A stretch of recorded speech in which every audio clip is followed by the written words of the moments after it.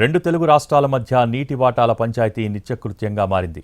రెండు రాష్ట్రాలు నీటి వాటాలు తేల్చండని ఒకవైపు, కేటాయింపుల ప్రకారం సాగునీటిని విడుదల చేయండని మరోవైపు తరచూ రచ్చకెక్కుతున్నాయి. రాష్ట్ర విభజన జరిగి 10 ఏళ్లైనా నీటి వివాదాలు పరిష్కారం కాకపోవడంతో రెండు రాష్ట్రాల మధ్య నీటి వివాదాలు కొత్త పంచాయతీలకు కారణమవుతున్నాయి. నాగార్జున సాగర్ నీటి వినియోగం విషయంలో రెండు తెలుగు రాష్ట్రాల మధ్య ఉద్రిక్తతలు నిత్యకృత్యంగా మారాయి. విభజన జరిగి 10 ఏళ్లు గడుస్తున్నా కృష్ణా జలాల కేటాయింపుల వ్యవహారం ఇంకా కొలిక్కి రాలేదు. అంతేకాదు, ప్రాజెక్టుల్లో ఉన్న నీటిని వినియోగించుకునే విషయంలో రెండు స్టేట్ల మధ్య లెక్కలు వివాదాలకు దారితీస్తున్నాయి. కృష్ణా జలాల కేటాయింపు సున్నితమైన అంశంగా మారడంతో కేంద్రం, రెండు తెలుగు రాష్ట్రాలు ఆచితూచి వ్యవహరిస్తున్నాయి. శ్రీశైలం, నాగార్జున సాగర్ రెండు ప్రాజెక్టులు నిండుకుండలా మారినప్పుడు ఎలాంటి వివాదాలు రాజుకోవు. కానీ ఆ ప్రాజెక్టులలో జలాలు అడుగంటుతున్న సమయంలో నీటి కేటాయింపుల వ్యవహారం, ఆ నీటిని వినియోగించుకునే క్రమంలో వివాదాలు పొలిటికల్ హీటును పెంచుతున్నాయి.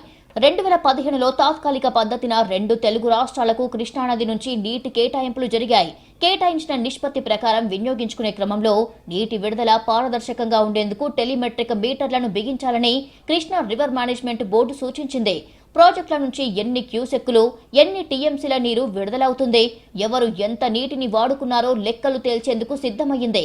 కానీ ఆ ప్రతిపాదనకు రెండు రాష్ట్ర ప్రభుత్వాలు పెద్దగా ఆసక్తి చూపలేదు. ఫలితంగా నీటి విడుదలపై అధికారిక లెక్కలు అందుబాటులో ఉండడం లేదు. కేటాయింపుల ఆధారంగా డిమాండ్కు అనుగుణంగా నీటి విడుదల జరిగినప్పటికీ వివాదాలు రచ్చకెక్కుతూనే ఉన్నాయి. 2015లో జరిగిన తాత్కాలిక కేటాయింపులపై తెలంగాణ ప్రభుత్వం అసంతృప్తి వ్యక్తం చేస్తోంది.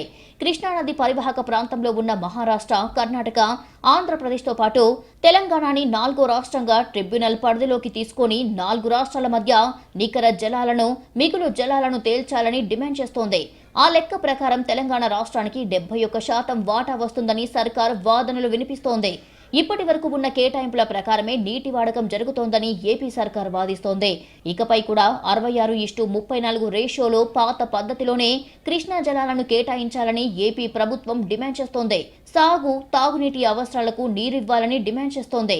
సాగర్ కుడి, ఎడమ కాల్వలతో పాటు హంద్రినీవా, ముచ్చుమర్రిలకు 19 టీఎంసీల నీటిని కేటాయించాలని డిమాండ్ చేస్తోంది.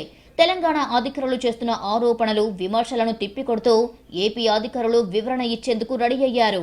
సోమవారం బోర్డు సమావేశం జరిగే వరకు కృష్ణా జలాల్లో చుక్క నీటిని కూడా ఏపీ తరలించకుండా అడ్డుకోవాలని కేఆర్ఎంబీకి లేఖ రాశారు Telangana irrigation principal secretary Rahul Bojja. Srisailam, Sagar నుంచి ఏపీకి నీటిని ఆపాలని కోరారు. ఇప్పటికే వాటాకు మించి ఏపీ కృష్ణా జలాలను తరలించిందని, ఇకపై చుక్క నీటిని కూడా తరలించకుండా కట్టడి చేయాలని కోరారు. అలాగే తెలంగాణకు సంబంధించి జులై వరకు సాగు, తాగునీటి అవసరాల కోసం 116 టీఎంసీల కోసం ఇండెంట్ సమర్పించారు.